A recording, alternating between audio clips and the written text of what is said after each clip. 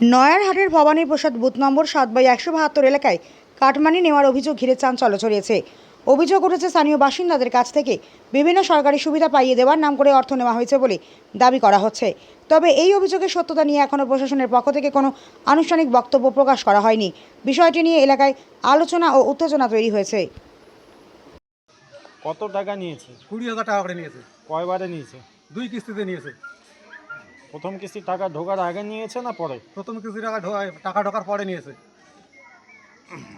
সেই সময় কি আপনাদের কোনো ধমকি চমকি কিছু দেওয়া হয়েছিল? ওই দিলে টাকা দাও, টাকা না দিলে পরের কিস্তি ঢুকবে না। আপনার নাম? রাখাল চন্দ্র বর্মন, বাড়ি? ভবানী প্রসাদ গ্রাম। আজকে কি কারণে আপনারা এখানে জমায়েত হয়েছেন, অবস্থান বিক্ষোভ দেখাচ্ছেন? মানে আমরা বিধবা মানুষই, আমরা কত কষ্ট করি, কাজ টাজ করি খাই। তারপরে ও বলছে কি আমাকে 5,000 টাকা দাও, 5,000 টাকা দাও, তোমার আমি ঘরের টাকা ঢুকাবো। কি কারণে 5,000 টাকা চাইছিল? ঘরের টাকা ঢুকাইবে আমার।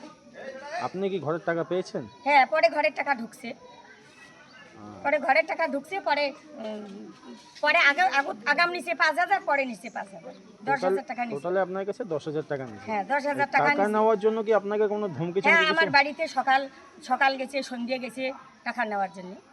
টাকাটা কে নিয়েছে? রতনচন্দ্র বর্মন। এই রতনচন্দ্র বর্মন কে? পঞ্চায়েত। তিনি কি বাড়িতে আছে? হ্যাঁ, তিনি বাড়িতে আছে তো। বাড়িতে আছে? হ্যাঁ।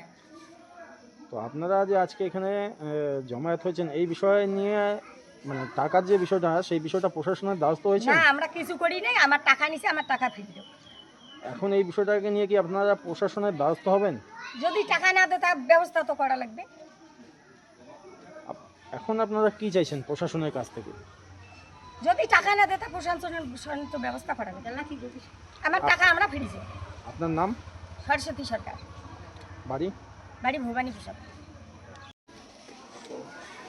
আপনারা আজকে এখানে যে অবস্থান বিক্ষোভ বা জনরোষ দেখাচ্ছেন কি কারণে?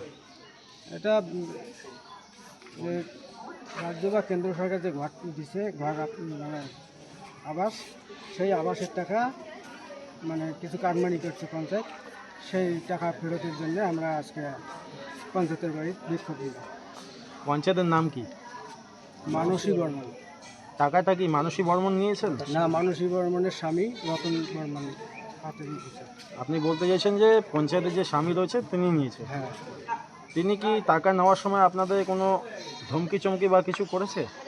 ধমকি মানে কি কইছে, এটা টাকা না দিলে পরবর্তীতে পায়খানা টাকানা দেওয়া হবে, সেই সুযোগ সুবিধা থেকে বঞ্চিত থাকবে। এই বিষয়ে কি আপনারা আইনের দ্বারস্থ হয়েছেন? না না, পরবর্তীতে আপনারা কি আইনের দ্বারস্থ হবেন? টাকা না পেলে তো পড়াই থাকে। এখন আপনারা কি চাইছেন? টাকা ফেরত বানাচ্ছি। আপনার নাম? আমার নাম রমণী চন্দ্র সেন। আপনার বাড়ি? আমার বাড়ি ভবানী প্রসাদ। অবস্থান বিক্ষোভ করছেন কি কারণে? এই অবস্থান বিক্ষোভ কি কারণে আছে যে ঘর পাশি ঘরের টাকা নিছে, সেই টাকার জন্য আমরা এটা আসছি। কত টাকা নিচ্ছে? টাকা নিছে 18,000। কয় কিস্তিতে নিচ্ছে? প্রথম কিস্তি দিছি 10,000, তারপরে 8,000 দিছি। 8,000-এর মধ্যে 7,000 টাকা দিছি। 7,000 টাকার জন্য টাকা ছুরি ফেল দিছি। ও পরে কয় কি 10,000 টাকাই লাগবে, তাও ঘর তো টাকাই ছিল না। পরে 8,000 টাকা দিছি বাড়ি থেকে নিয়ে। এই টাকা কে নিয়েছে? ওই যে পঞ্চায়েত রতন।